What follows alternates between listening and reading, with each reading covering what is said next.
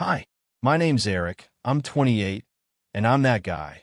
The one who panics 30 minutes before guests arrive and suddenly decides that now is the perfect time to become a one-man cleaning tornado. But this time, things are different. This time, I had a plan. It was Thursday night when I decided, that's it, time to act like an adult. I had a mini get-together plan for Sunday evening.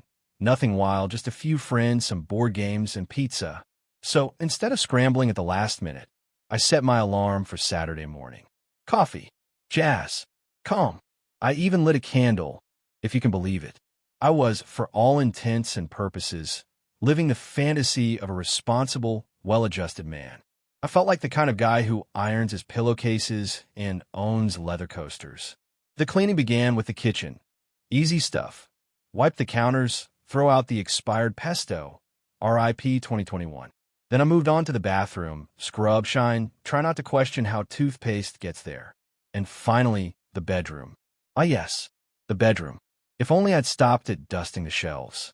If only I'd not decided to check under the bed. There's something oddly satisfying about pulling open an underbed drawer. Like you're an archaeologist excavating the lost city of college-era Eric. I crouched down, slid it open, and was immediately greeted by a time capsule of forgotten things. One sock with Yoda Best printed on it. 2 tangled phone chargers for phones I no longer own. A button from a blazer I gave to Goodwill in 2019. And then, something lacy.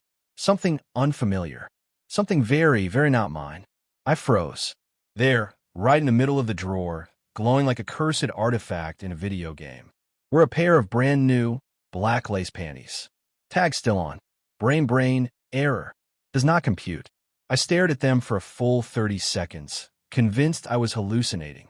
Then the questions hit me in rapid-fire panic. Whose are these? How did they get here? Did someone break into my apartment and leave lingerie? Is this a prank? Is this a trap? My heart rate spiked like I'd just been caught cheating on an exam I didn't study for.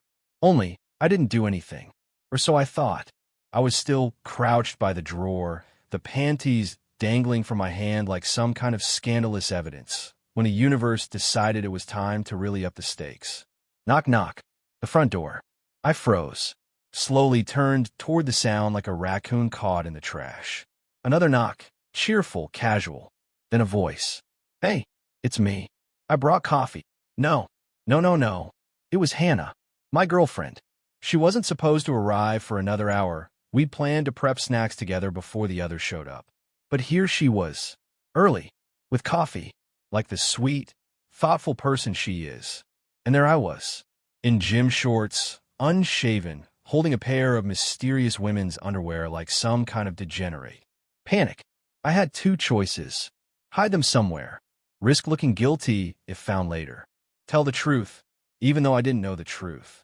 I stood up, still holding them. Why? What was I thinking? The door opened. She stepped in with a smile, and then paused. Looked at my face, then at my hand. Her smile faded. What is that? Time stopped. It's not what it looks like, I blurted. And just like that, the worst sentence in the English language had been spoken. The silence was deafening. Hannah stood there, coffee cup in hand, looking at me like I'd just confessed to a double life. Eric, she said slowly, why are you holding a pair of panties? I opened my mouth, closed it again. My brain threw words at the wall, hoping something would stick. I found them, just now, in the drawer, under the bed. They're not mine. Obviously, I don't know how they got there. I was cleaning. I was listening to jazz. Why did I say that last part? She raised an eyebrow. You found them? In a drawer. Under your bed.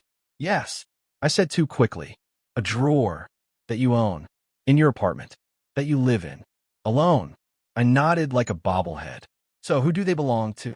I stared down at the lace like it might suddenly sprout a label saying property of mysterious stranger. I wanted to scream, I don't know. Instead, I said, maybe the wind? Or Glovo. Like a surprise delivery? Sexy lingerie Thursdays. Silence. She stared at me. I stared at her. The panties hung between us like a tiny, lacy ghost of doom. Hannah sat down slowly, coffee forgotten on the table, eyes locked on me like a seasoned detective ready to crack a case. Okay, she said, crossing her arms. Let's go through this step by step. I gulped. Have you cheated on me? What? No. God, no. Then why are there brand new women's panties under your bed? I don't know. Were they always there? I've never seen them before in my life. She squinted. And you just randomly decided to clean today and conveniently discovered them right before I arrived. It wasn't random. I scheduled the cleaning. I had a whole playlist. You had a playlist. Jazz. Very mature. Very classy. There was a sax solo involved. She blinked. Eric, focus. She gestured to the offending underwear. Why didn't you just throw them out if you're so innocent? Because I found them seconds before you walked in. I was still processing. You were processing a pair of panties? Yes. It was like finding a grenade in your sock drawer. I could tell she wanted to believe me, but she also looked like she was preparing to throw the coffee cup at me, just as Hannah opened her mouth to fire off another round of questions. Ding-dong. The doorbell. I stared at it like it had personally betrayed me. Hannah didn't move. She just looked at me and said, "Oh, perfect timing. Let's add witnesses." I shuffled to the door like a man walking toward a firing squad and opened it to reveal Jason and Mia, two of our closest friends, standing there with a pizza box and a six-pack. Party time. Jason grinned. Mia peered past me and saw Hannah sitting stiffly on the couch. Ooh, vibes are weird. Everything okay? And then, as if summoned by fate, she noticed what was in my hand. Because, yes, I was still holding the damn panties. Her eyes widened. Jason leaned in. Dude, he whispered, are we interrupting some kinky stuff? And oh, I practically yelled. These aren't. I don't. It's not like that. Is this a lost and found situation or like an open relationship we weren't told about? Jason smirked. Hannah stood up, arms folded, and said flatly, we found them under his bed. Brand new. With a tag. The mood shifted. Jason let out a slow whistle. Damn. Classic horror story. Girlfriend finds another girl's underwear in a guy's apartment. I've seen that movie. Ends badly. I was living the cliché. Except I was innocent. Allegedly. The apartment had gone from potential party zone to full-on courtroom drama. Jason sat on the arm of the couch, like he was auditioning to be a reality show host. Mia pulled out her phone and muttered, do I start taking notes, or are we just winging the depositions? I stood in the middle of the room, still holding the cursed underwear, trying to salvage the shreds of my dignity. Look, I said, I swear I didn't do anything. I don't know how they got there. I found them while cleaning. That's the whole story. Jason raised a skeptical brow. Underbed drawers are sacred, man.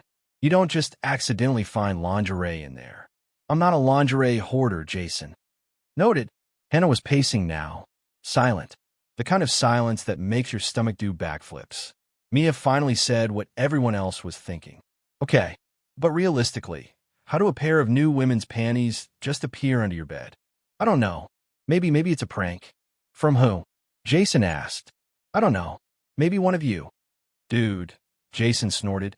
If I prank you, I go bigger than lingerie. Like, I plan a live chicken. Helpful. The silence returned. I glanced at Hannah, still unreadable. My eyes scanned the room, desperate for a miracle. And then one arrived. Thump, thump, thump. Footsteps upstairs. Then a knock at the door. I opened it, and there stood my upstairs neighbor, Leah. Leah stood at my door, holding a phone charger in one hand and looking slightly flustered. Hey, Eric. Sorry to barge in. I think I left my charger here the other day when I borrowed your extension cord. Sure, I mumbled, still standing in the middle of an emotional crime scene. She stepped inside, immediately sensing the tension in the room. Wow, did I walk into something? Jason, helpful as ever, replied. Eric's on trial for mysterious underwear possession. It's not going great. Leah laughed awkwardly, then glanced at the black lace still dangling from my hand. Her face shifted instantly. Oh my God, wait. She took a step closer, squinting at them. Are those from Zara? Like that new fall set. I blinked. I guess. I mean, there's a tag. What? Leah's cheeks flushed. She slapped her forehead. Crap, crap, crap, crap. That's mine. Silence. You could feel the sound of everyone processing those 3 words. Wait, what? Hannah asked, voice quiet. Leah nodded quickly. I was drying laundry on the shared balcony last week. It got super windy. A bunch of my stuff blew down. I figured some of it landed in your yard or something. Didn't even think to check inside. She looked at the panties, then back at me. I'm so sorry. That must have looked so bad. Jason dropped the pizza box. Mia choked on her soda, and Hannah just sat down. The room went still. No one said a word for a full 5 seconds. You could practically hear everyone's brains buffering. Then Jason burst out laughing, like wheezing, doubled over, tears in his eyes, kind of laughing. The wind. The freaking wind. We were ready to bury this man over laundry drift. Even Mia started giggling, shaking her head in disbelief. This is why I never judge until Act 3. Leah looked mortified. I'm seriously so sorry, Eric. And Hannah, oh my God, you must have thought he was cheating. I'm so embarrassed. Hannah looked up slowly, her face cycling through shock, confusion, reluctant relief. So, you're telling me this entire meltdown was because of airborne underwear? Leah nodded sheepishly. Hannah exhaled and finally let out a laugh, tight at first but then stronger. Real. Oh my God. I almost broke up with him over gravity. I let out the world's longest sigh and dramatically dropped the panties back into the drawer like I was banishing a cursed artifact. Well, I muttered, glad we could all unravel my public humiliation together. Hannah stood and walked over, looping an arm around my waist. Okay, I admit it. I was ready to call it quits. Me too, I confessed. But if this is the worst misunderstanding we ever have, I'll take it. She smiled, squeezing me. I grinned back. And then, in a moment of inspired madness, I pulled the panties out of the drawer again. You know what? These should stay. As a reminder. A reminder of what? Hannah asked, raising an eyebrow. Of how ridiculous life can get. Of how quickly assumptions can spiral out of control. And most importantly, of how lucky I am to have someone who doesn't give up on me. Hannah laughed. So what? You want to put them in a frame? Exactly. I went online, bought a cheap frame, and placed the black lace panties inside. Underneath, I wrote, Art of Awkwardness, Win Model, Fall 2025. Every time I see it, I laugh. Sometimes I even show it to guests. They always ask if it's a joke. It's not. It's the best conversation starter I've ever had. Later that evening, the mini party finally kicked off, now with much lighter energy. Jason was still teasing me about the great panty incident, and Mia was busy retelling the story like it was a comedy sketch she'd write someday. Honestly, Mia said, if anyone wants tips on how to survive an accidental lingerie scandal, Eric's your guy. Even Hannah joined in, laughing more freely now, poking fun at how quickly she jumped to conclusions. Next time, she joked, maybe just play some heavy metal instead of jazz. Less classy, but fewer mysterious discoveries. I smiled, realizing how absurd the entire day had been. What started as a simple cleaning mission had turned into a legendary story, one that would haunt me for years to come. But somehow it brought us all closer. The next morning, Hannah and I had a quiet moment over coffee. She looked at me thoughtfully. You know, this whole thing made me realize how quick I was to jump to conclusions. Me too, I admitted. Maybe we should be better at talking before assuming the worst. I nodded, grateful. And maybe I should be less surprised by wind-blown lingerie. We laughed. It was a small moment, but it felt important. From now on, honesty first. Panic later. The framed panties found a permanent spot on the wall by the living room. Friends who visited always asked about the odd piece of art. I'd grin and say, it's a reminder that sometimes life is messy and ridiculous, but laughter can fix almost anything. One time, Jason asked if it was some kind of modern art statement. Exactly, I told him. It's all the winds whispered. Hannah rolled her eyes, but even she smiled. The frame became less about embarrassment and more about a shared joke, a story we'd laugh about forever. The incident became a favorite story at gatherings, even among new friends. It broke the ice every time.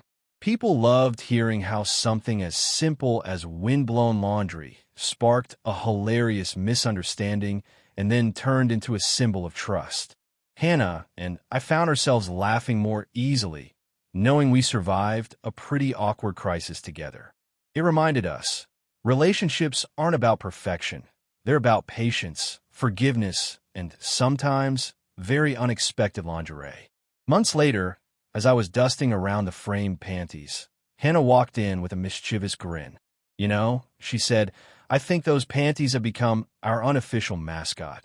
Mascot? I laughed. Yep, for surviving life's little awkward moments. She leaned in and whispered, next time, maybe I'll find something weird in your drawer. I shook my head, smiling. Bring it on. We laughed together, knowing that no matter what unexpected chaos life throws at us, we've got each other, and a little black lace reminder of just how ridiculous things can get.